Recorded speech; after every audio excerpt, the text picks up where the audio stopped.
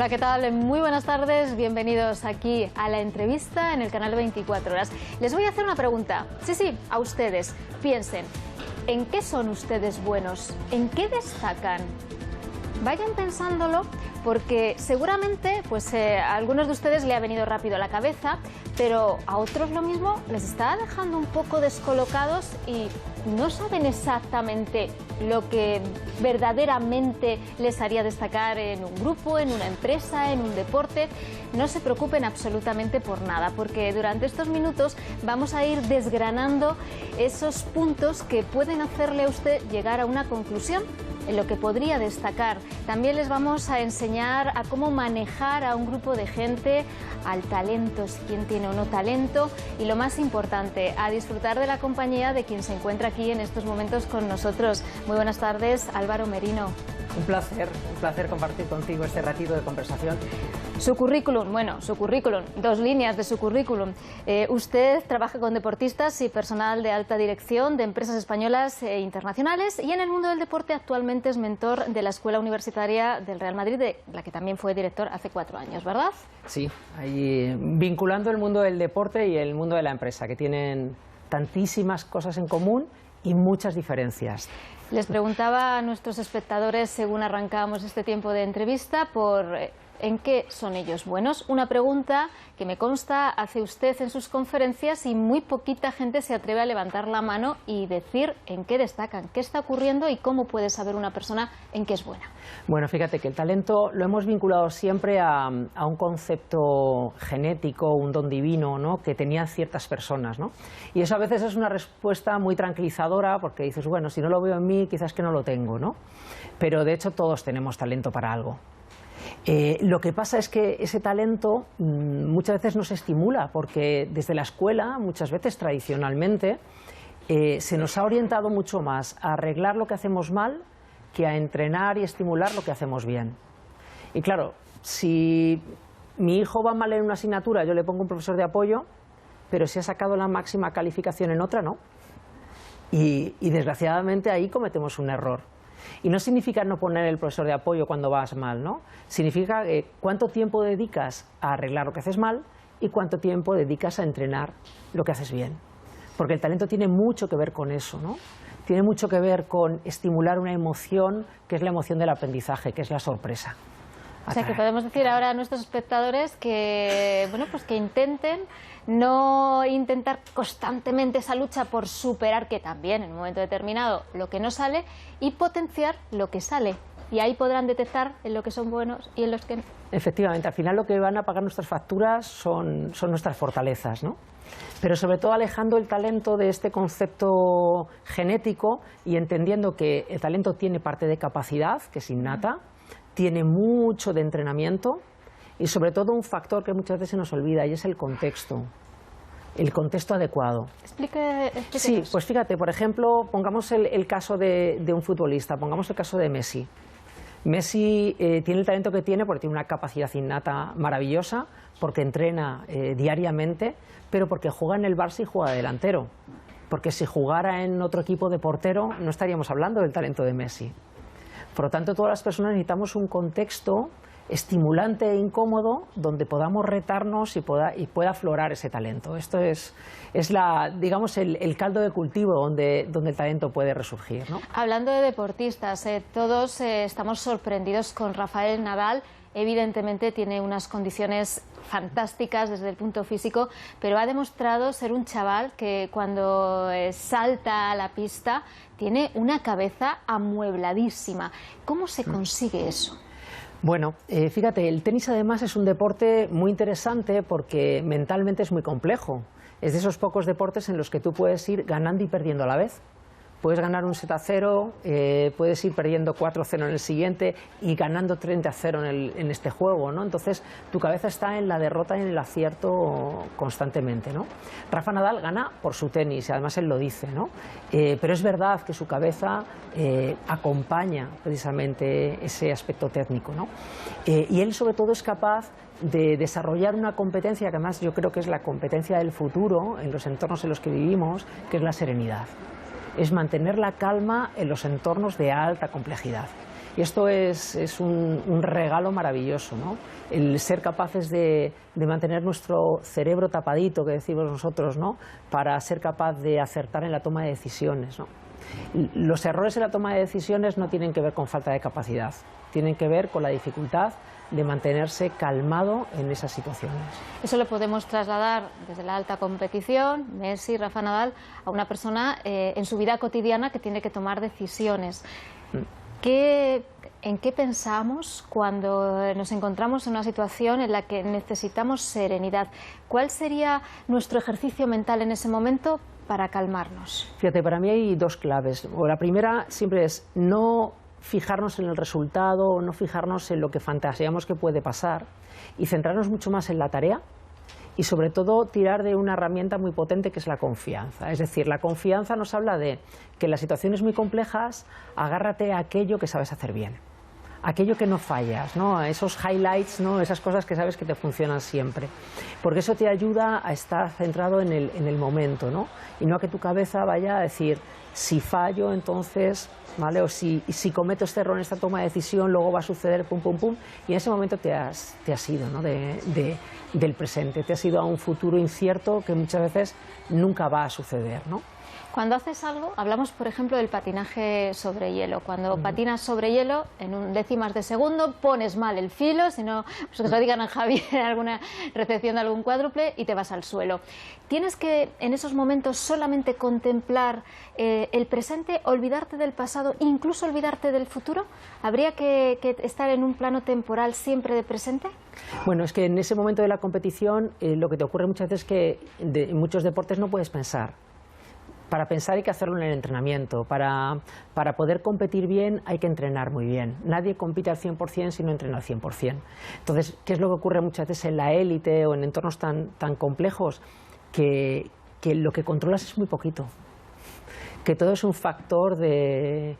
muchas veces del error y el acierto, ese límite está muy difuso, ¿no? ¿Y qué papel juega ahí la inseguridad? Porque muchas veces quieres tenerlo todo controlado, incluso en situaciones como la que acabamos de plantear. Claro, es que al final la inseguridad está dentro de la familia del miedo.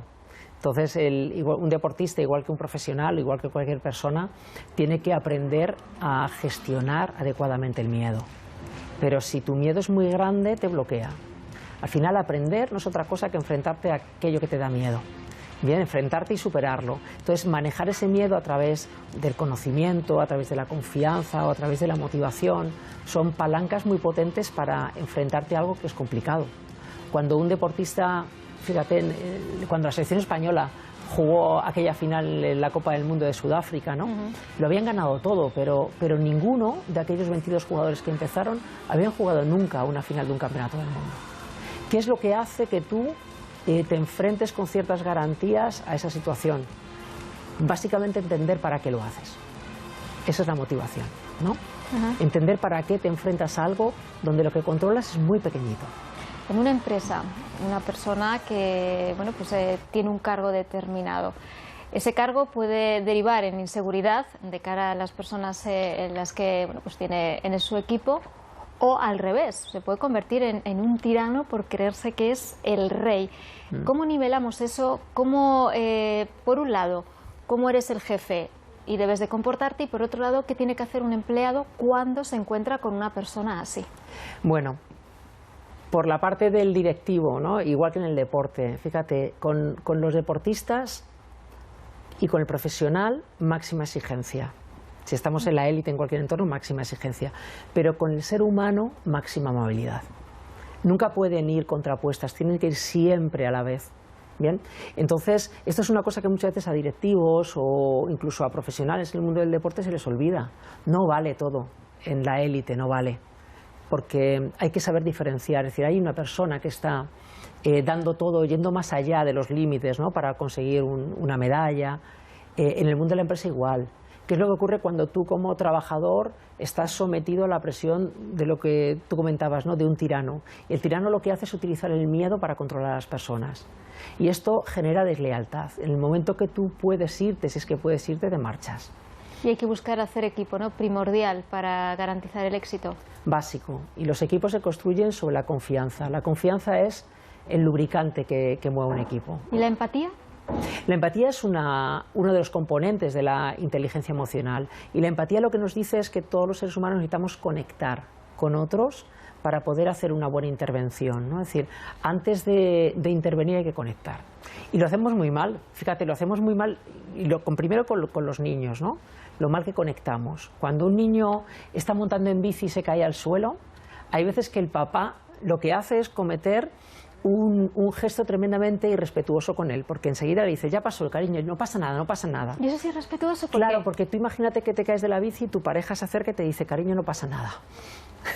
¿Cómo te sentirías? Hombre. Posiblemente molesta. Sí pasa, porque Claro, me ha dado un me golpe. acabo de caer, claro. Primero conecta, es verdad, te has hecho daño, por supuesto, y luego móntate en la bici, te ayudo, pero primero conecta con cómo se está sintiendo la persona. Pero a lo mejor ahí lo que se busca es proteger al niño en un momento determinado, arroparle para decir, tranquilo, no ha pasado nada. Claro. A lo mejor se está haciendo mal, pero yo creo que lo que se pretende es lo mismo. Claro, lo que pasa que no es lo que tú pretendas, sino cómo lo interpreta la otra persona. Tú puedes, y lógicamente lo haces para que no se preocupe, pero al niño que se acaba de dar un golpe le estás diciendo que no pasa nada. Claro que pasa, me he dado un golpe y me hace daño. Valida el sentimiento que tengo. Y luego sí, luego ayúdame, y por supuesto que luego no es grave. Pero muchas veces nos olvidamos de conectar con la persona que hay y con cómo se siente la persona. Por eso la empatía, que es básicamente entender desde qué emoción o desde qué emocionalidad me está hablando la otra persona, es clave. Porque cuando tú lo entiendes, yo me siento importante. Y ahí se nos olvida. A veces lo dejamos un poco al lado. Sí. Hablamos de padres y hay un tema que los informativos hemos tenido muy presente, desgraciadamente, en los últimos meses, y es esos fines de semana, esas peleas entre padres en campos de fútbol, en categorías de niños, en infantiles. ¿Qué está pasando ahí? Porque claro, estamos hablando de motivar al niño, ahora nos adentramos también en el entrenador, pero ¿qué hacemos con los padres que hacen semejante espectáculo en las gradas? Fíjate, la violencia en el deporte y especialmente en el fútbol, ¿no? Porque yo creo que todos los ejemplos los traemos desgraciadamente desde el fútbol, al fin y al cabo es una realidad poliédrica, es decir, no está originado por una sola causa, sino por muchas causas que están incidiendo en que esto se esté viviendo con una violencia desmedida, ¿no? Porque es un entorno sobresaturado emocionalmente. Cualquier cosa genera un impacto absolutamente desmedido, ¿no? Pero desde un comentario de un futbolista de élite cuando gana e insulta al contrario, a lo que ocurre muchas veces, fíjate, yo he trabajado muchos años con árbitros de fútbol, y cuando acompañas a un niño con 15 años en su primer partido como árbitro de fútbol, el espectáculo es dantesco. ¿Qué experiencias has vivido? Esas experiencias en las que están insultándole padres, adultos, ¿no? Cuando un niño quiere empezar un hobby, ¿no? Que le apasiona, que le encanta, al final dices, Dios mío de mi vida, ¿no? ¿Qué es lo que estamos transmitiendo? Y los niños copian y aprenden. Estamos copiando por lo que vemos. Entonces, si mi padre se comporta así, es que es lo razonable, y es que este señor que está aquí es un malvado, ¿no? Y viene a fastidiarme el fin de semana, ¿no? Entonces, claro, al final, ¿esto de dónde lo alimentamos? Lo alimentamos de muchas cosas, ¿no? Desde el entorno periodístico, desde el entorno del deportista de alto rendimiento, del entrenador que en una rueda de prensa vomita lo primero que se le pasa por la cabeza, en lugar de entender el rol que está jugando, el padre que se descontrola cuando su hijo, que por supuesto es el mejor y además es su hijo, bien, le están cercenando sus posibilidades. ¿Cómo puede controlarse ese padre? Yo creo que, no debo de opinar, pero sí que es verdad que por experiencias de haber sido deportista, muchas veces los padres proyectan en los hijos lo que ellos hubieran querido ser, con lo cual les cuesta un poco diferenciar, ¿no?, entre el hobby de su hijo y el hobby que le hubiera gustado tener a él años atrás. Partiendo de esa base, ¿qué tiene que hacer un padre o una madre? Porque en los últimos enfrentamientos había madres también, parece que solo es cuestión de padres. Sí. Cuando se calienta demasiado el ambiente, para decir, vamos a poner aquí serenidad. Bueno, hay cosas que ahí no se pueden solucionar. Normalmente, mira, los adultos tenemos la capacidad de poder regularnos emocionalmente. Tenemos la capacidad de poder mantener esa cabeza. Los All Blacks lo llaman las cabezas azules, ¿no? Mantener esa calma, porque nuestro cerebro está preparado. El de nuestros niños no. Esa capacidad, además, madura cerebralmente ya a los 20-25 años, con lo que los niños al final todas sus decisiones son puramente emocionales. De ahí que los padres que tenemos esa capacidad necesitamos estar calmados, entender que los niños en una etapa inicial el deporte tienen que disfrutarlo, que la motivación tiene que ser básicamente el gozo de lo que están haciendo, ¿no? Y que si tienen realmente talento y tienen posibilidad, ese talento terminará aflorando, ¿no? Pero decimos mucho que el deporte es lo más importante de lo menos importante de la vida, ¿no? Es decir, entonces, claro, ahí hay muchas frustraciones, como tú también dices, ¿no? Estamos con un montón de infoxicación, ¿no? De mucha información intoxicada que nos enciende como una llama, ¿no? En un barreño de gasolina y al final, si te das cuenta, dices, bueno, es que estoy jugando en un campo municipal, en una liga de infantiles o de alevines, ¿no? Donde el niño lo que tiene es que entender el deporte como una parte de formación emocional, experiencial, que le prepare para la vida, que puede ser deportiva profesionalmente o no, pero lo normal es que no, porque de cada 1000 niños que intentan llegar a la élite, a lo mejor uno llega. Ha recorrido muchos países del mundo. La situación que se vive aquí con respecto a lo que acabamos de hablar, algún tipo, no hay que generalizar, hay miles de partidos todos los fines de semana y son casos contados, cierto es. ¿Es similar en otros países del mundo? Bueno, depende. Hay países donde se vive de una forma muy latina, ¿no? Como vivimos también estos espectáculos deportivos. Aquí hemos avanzado mucho, sobre todo porque los estadios, sobre todo los estadios de fútbol, se han rediseñado para que el espectáculo sea mucho más familiar. Antes se veían los partidos de fútbol de pie y estando de pie precisamente nuestra impaciencia y nuestra agresividad a veces aumentan, ¿no? Fíjate que si vemos un espectáculo sentados estamos más tranquilos. Hay que sentar a los padres, todos tienen que estar sentados. Un niño te presta, bueno, cualquier persona te presta mucho más atención cuando está sentada que cuando está de pie. Entonces, ese tipo de aspectos yo creo que han mejorado también que los espectáculos deportivos sean espectáculos mucho más familiares y más calmados. Pero siempre hay personas agresivas, violentas, que también utilizan estos espacios pues para sentirse importantes dentro de colectivos, ¿no? Pero eso no tiene que ver con el deporte, tiene que ver con las personas que lo hacen, ¿no? Un consejo, aprovechando un comentario que acaba de hacer, que me ha llamado la atención. Cuando un niño se porta mal y hay que corregirle, aconsejable sentar al niño de tú a tú y decirle, vamos a hablar, esto no se hace, que el típico ven aquí y tal, el padre ahí puesto y el niño de pie. Sin duda, sin duda. Primero, ponerse a su altura. Porque cuando un niño está recibiendo un feedback, una información y está mirando arriba, su capacidad de escucha disminuye. Y luego hay que estimular mucho el hecho de cambiar las órdenes por preguntas. Preguntas de curiosidad. Es de qué otra manera podrías hacerlo. Bien, que el niño reflexione, encuentre alternativas, pero no se sienta siempre culpabilizado por las cosas que hace, ¿no? Es decir, todos tenemos comportamientos adecuados y tenemos comportamientos inadecuados, como los niños, pero los niños no son adultos en pequeñito, los niños son proyectos de adulto. Y lo importante no es tener un buen niño, sino tener un buen adulto. Y esto muchas veces se nos olvida. Y muchos papás te dicen, claro, es que nadie te prepara para ser padre, ¿no? Fórmate, porque ser padre también es técnica. Hay que saber perder para saber ganar. Mira, para saber ganar hay que saber perder. Y para saber perder hay que saber quién eres. Y ese factor es muy importante. Vamos a matizar eso más, a ver. Fíjate, saber perder requiere mucho de que tú te conozcas. Y esta parte muchas veces la obviamos, ¿no? Se aprende mucho en el error, pero se aprende mucho en el acierto. Muchas veces decimos, a veces se gana y otras se aprende. Ya, y cuando se gana no se aprende. Cuando se gana se aprende muchísimo. Porque el éxito también genera unas palancas de autoconfianza poderosísimas. Si nosotros estamos aquí, no es por nuestros errores, es por nuestros aciertos. El tema es que en el éxito no se nos puede olvidar mantenernos profundamente humildes. Bien, porque el éxito conlleva muchas veces lo que los griegos llamaban el ibris, la arrogancia, la desmesura. Entonces, eso es muchas veces el gran problema del éxito. Pero en el éxito, profunda humildad. Entender que el entorno en el que estamos es profundamente frágil. Vamos a hablar de la importancia, ya nos metemos directamente en el fútbol, que tiene un vestuario. Porque usted sabe perfectamente cómo un vestuario puede hacer que cesen a un entrenador o puede complicarle mucho las cosas.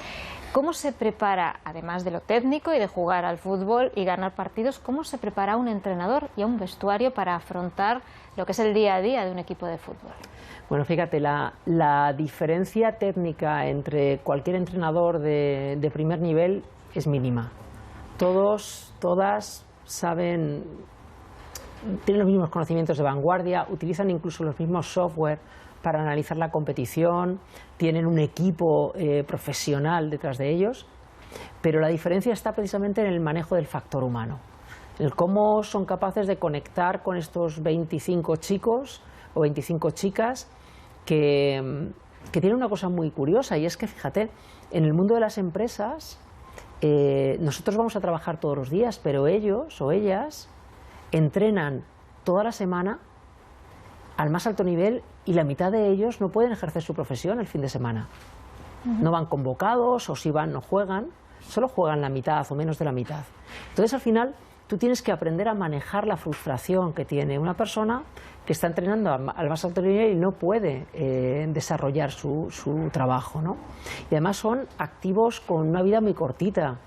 Y claro, si tú no juegas, tu valor profesional disminuye. En general, claro. Entonces, entender que en un equipo no hay titulares y suplentes, sino que todos son protagonistas, que unos impactan más en el terreno de juego, pero otros impactan mucho en esa semana de entrenamiento, en ese clima emocional del equipo, porque, como decía Arsenio Iglesias o Jorge Valdano, un equipo es un estado de ánimo, y al final los entrenadores tienen que aprender a manejar emocionalmente el ánimo de sus jugadores a lo largo de una temporada, donde tienen o son evaluados semanalmente, y si ganas estás en lo más alto y si pierdes eres casi un miserable, ¿no? ¿Nombres de algún entrenador, si se puede, si quiere decirlo, que considere que manejan bien un vestuario, que estén en activo o que ya no estén en activo? Fíjate, hay entrenadores, primero no hay un estereotipo de entrenador. No dices, es que tienes que ser así para tener éxito, porque tenemos personas como Mourinho, como Guardiola, como Del Bosque,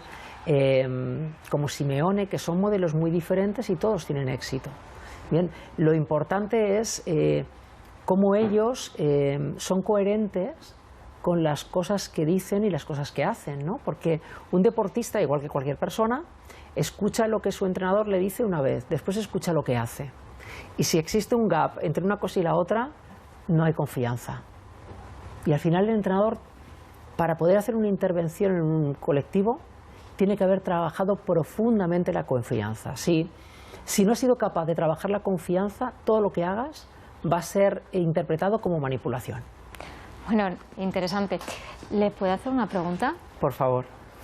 ¿Usted en qué es bueno? ¿En qué soy bueno? Pues mira, sí, lo tengo muy claro, ¿eh? Yo soy muy bueno conectando con la gente y explicando las cosas de forma sencilla. Bueno, pues ojalá la gente que esté en su casa pues empiece a pensar un poquito en qué es bueno. Han escuchado a nuestro invitado, lo ha dicho claramente, todos ustedes tienen esa parte buena y esa parte que tienen que potenciar, aprender de ganar, aunque también de vez en cuando de los errores. Nos vemos mañana.